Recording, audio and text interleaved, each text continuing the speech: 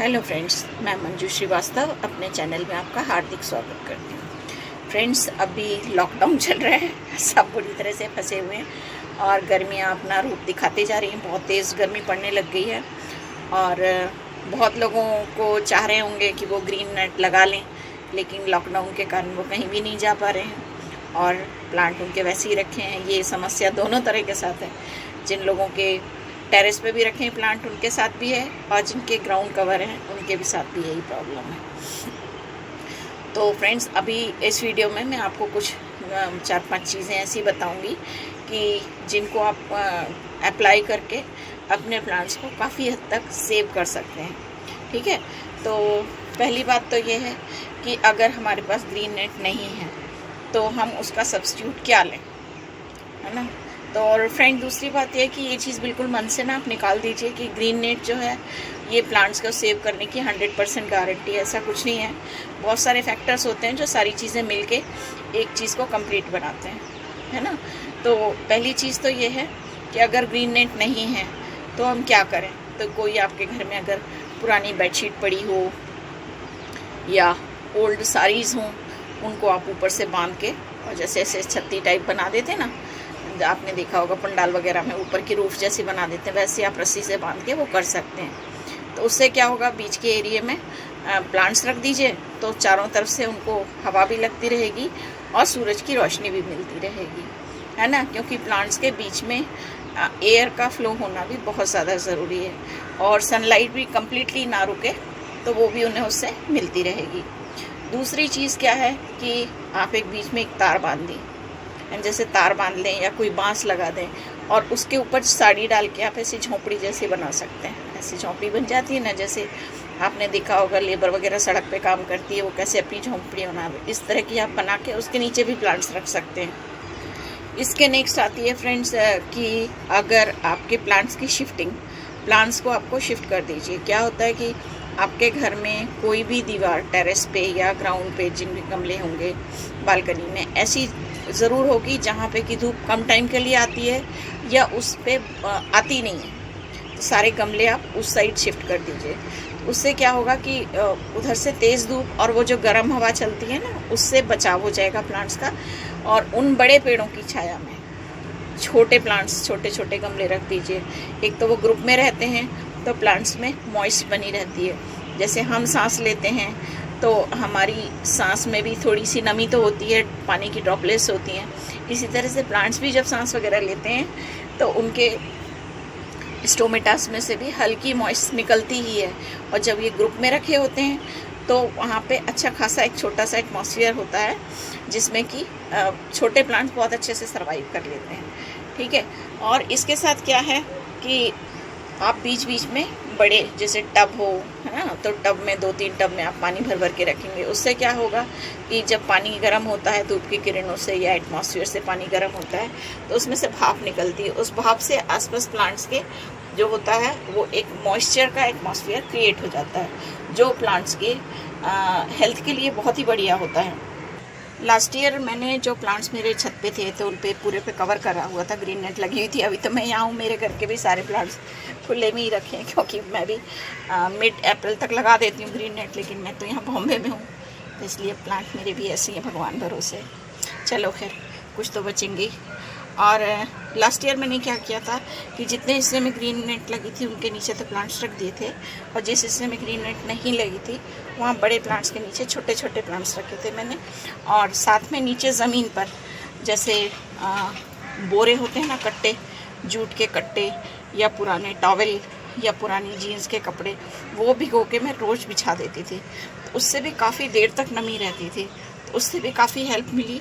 और last year मेरे hardly 1-2 plants ही ख़त्म हुए होंगे, बाकी तो मेरे सब एज इट इज़ ही चलते रहे।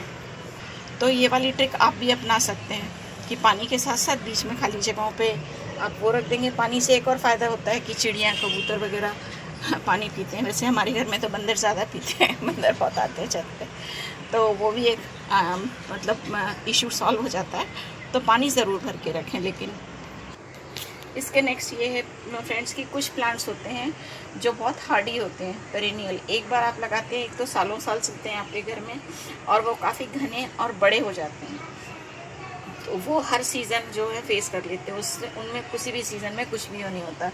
जैसे कि बोगनवेलिया है ना, और साथ में ओलिएंडर है, कनेर है, टिकोमा है, और बेल है, जैसे कि इस पर मधुमालती की बेल है ना, रात रानी का पौधा है। ये सब काफ़ी घने होते हैं और इनकी छाँव में बहुत अच्छी रहता है एटमॉस्फेयर, कि प्लांट्स बहुत अच्छे सर्वाइव कर जाते हैं। इसके साथ ही जो अभी देखिए, अभी जैसे दिल्ली में बार बार बारिश हो रही है, मैं तो यहाँ बॉम्बे में हूँ, यहाँ तो अच्छी खासी गर्मी पड़ रही है तेज़। तो दिल्ली में जैसे बार बार बारिश हो रही है, तो अभी भी गर्मी के कुछ विंटर्स के कुछ प्लांट्स चल ही रहे हैं। जैसे पिटूनिया वहाँ बहुत अच्छा चल रहा है अभी, डायलिया बहुत अच्छा चल रहा है, गज़ेनिया अच्छा चल रहा है ना। मेरे घर में तो केल लास्ट ईयर का चल रहा था, वो भी अभी चल रहा है। तो ये सब प्लांट जो हैं, इनको थोड़ी छाया वाली जगह पे कर दीजिए, जहाँ पे कि मॉर्निंग की 1-2 घंटे की इन्हें धूप मिल जाए। बेस्ट ऑप्शन जो मैं बता रही हूँ आपको, वो होता है कि आप दीवार के साथ में रखें, पूरब वाली दिशा की दीवार की साइड। तो वहाँ क्या होता है, धूप हल्की थोड़ी देर के लिए आती है और फिर निकल जाती है, तो प्लांट्स को धूप भी मिल जाती है और खुले में भी रखे रहते हैं वो, तो इतना कोई ख़ास नुकसान होने नहीं पाता। और जो कोलियस टाइप के प्लांट्स हैं, तो उनको तो आप देखिए कि कोई शेड वाली जगह, हम जैसे मैं बता रही हूँ झोंपड़ी नुमा कुछ बना लेंगे तो उसमें बहुत अच्छे रहेंगे, या दीवार के कोने जैसा जहाँ 2 दीवार मिलती है, कॉर्नर होता है ना, वो जगह में बहुत प्लांट्स बच जाते हैं।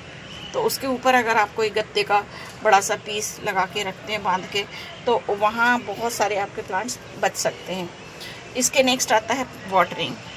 वाटरिंग पे जाने से पहले मैं आपको एक चीज़ बताना और भूल गई हूँ कि सब्जियों वाली बेलें आप लगाते हैं तो उनसे बहुत प्रोटेक्शन रहता है। बेलों से ठंडक भी बहुत रहती है, और बेलें क्योंकि बहुत घनी होती हैं, तो उनके नीचे आपके बहुत सारे प्लांट्स आप रख सकते हैं, है ना। जैसे कि लौकी की बेल है, तोरई की बेल है ना, और कद्दू करेले वगैरह की बेल हैं, तो उनके नीचे आप बहुत सारी चीज़ें रख सकते हैं। स्पेशली जो तोरई की बेल होती है वो बहुत हार्डी होती है ना, तो उनको भी अगर आप लगाते हैं तो एक तो वो फैलती बहुत ज़्यादा है, तो उसके नीचे बहुत ज़्यादा ग्रीनरी रहती है और एटमॉस्फेयर भी बहुत अच्छा रहता है। तो प्लांट्स को जो ठंडक मिलती है ना, वो हम उन्हें दे ही नहीं सकते। तो आप बेलें लगाने की भी कोशिश ज़रूर करें। अब आप सोच रहे होंगे कि मैं लगाने की कह रही हूँ, लेकिन मार्केट्स तो बंद है, बीज कहाँ से मिलेंगे। तो फ्रेंड्स, अपने आसपास अगर आप पूछेंगे तो बहुत लोग होते हैं जो बीज कुछ लगाते हैं और कुछ रख लेते हैं बचा के, तो आप उनसे बार्टर भी कर सकते हैं, अपने पास के उन्हें दे दें, उनसे आप ले लें और लगा लें, और वैसे भी दे सकते हैं ना। तो और हार्डी प्लांट्स लगा रहे हैं आप, उसके साथ जैसे गर्मी में जो हार्डी प्लांट्स होते हैं, सबसे जो मजबूत प्लांट होता है वो तो सदाबहार होता है।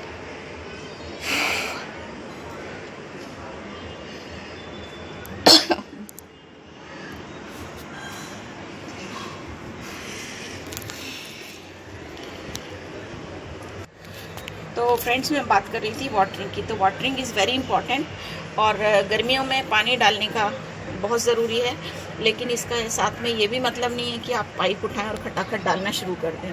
पानी की ज़रूरत आपको हमेशा ध्यान में रखने का, जो लोग मतलब पुराने हैं उनको तो पता है कि किस प्लांट में कितना डालना है, जो नए लोग हैं उनके लिए भी वही ज़रूरी रहेगा कि आप टच करके देखें।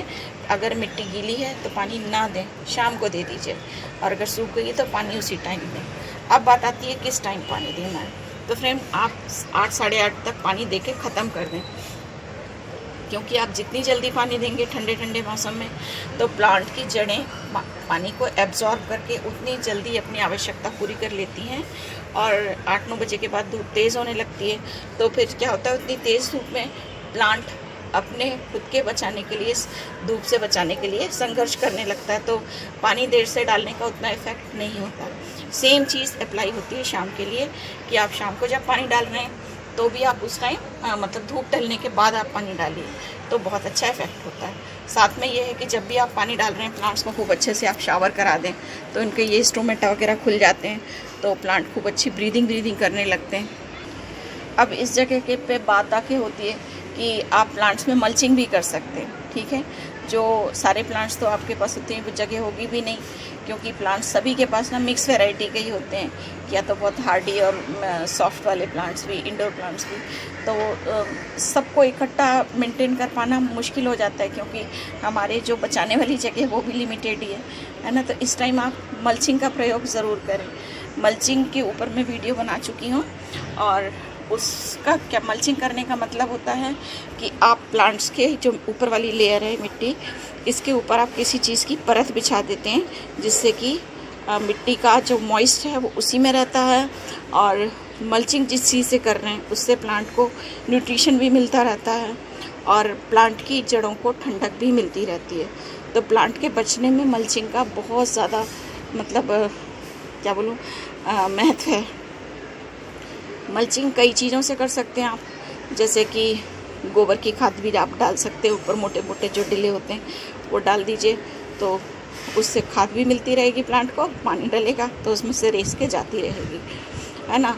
और दूसरी ये है जूट है, आप वो डाल सकते हैं, न्यूज़पेपर की कटिंग है उससे कर सकते हैं। मल्चिंग वाला वीडियो आप डिस्क्रिप्शन बॉक्स में उसका लिंक दे दूँगी, आप वहाँ से उसे देख सकते हैं।